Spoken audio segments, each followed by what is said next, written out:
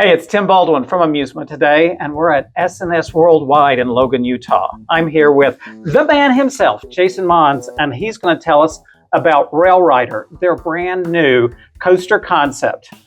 Jason, it is a single rail, and we know there are some single rail coasters out there. They're just white knuckle thrillers, but you guys aren't trying to compete with that.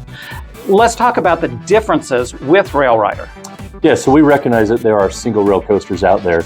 The Ryder is different. The Ryder is the next generation of the original Arrow Steeplechase. We started with a steeplechase. We attempted a steeplechase a few years back, and we recognized that there were some deficiencies in the original steeplechase. Capacity was one issue. Capacity being the number one issue. So looking at that steeplechase, trying to understand how we can make it even better, we designed from the ground up a ride that was intended to be a family thrill ride. We intended for the ride to also be to reach a price point that would make it effective, that would make it available to smaller parks.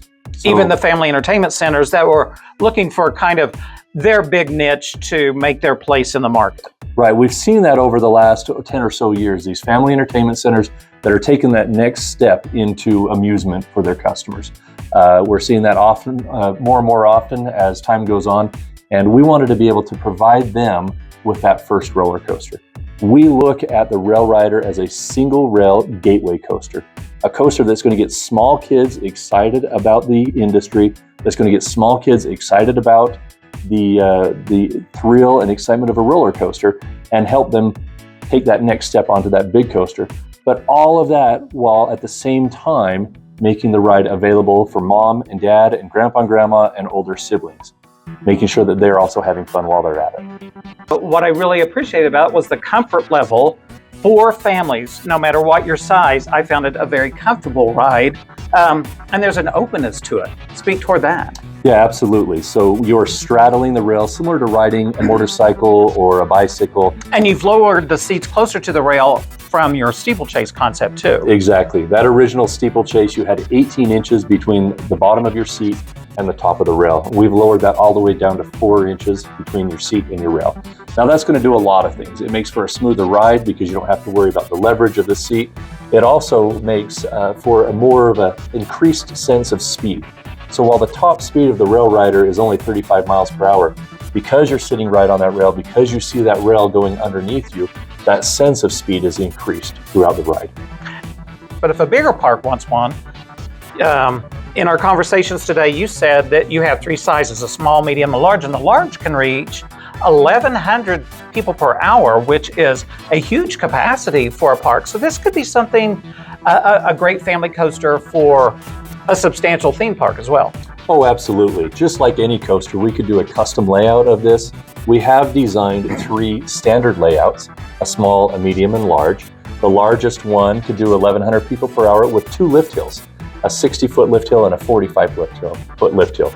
So that's really exciting. That offers a lot of thrill, offers a lot of ride time. All the way down to our smallest ride out here with a single lift hill and just under 1,000 feet of track.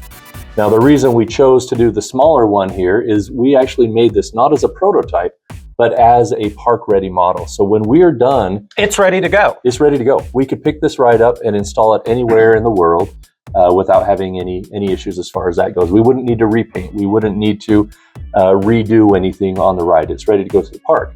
But for us, what that also offers us is an opportunity to put the ride in, to crawl all over the ride for our engineers. We actually call it Coaster Classroom.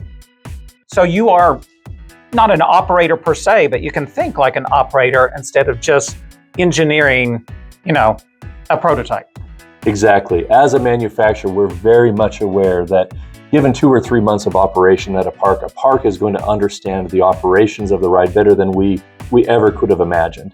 So this gives us that opportunity to experience what they experience, to understand what they go through from an operator's perspective, right, and anticipate the issues that they may have or the benefits that they might see from building the ride one particular way or another.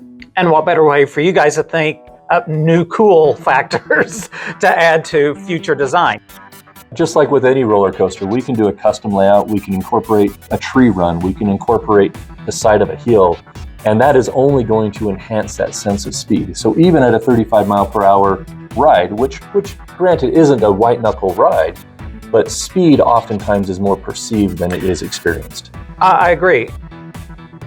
Trevor, tell us about the height requirement of Rail Rider.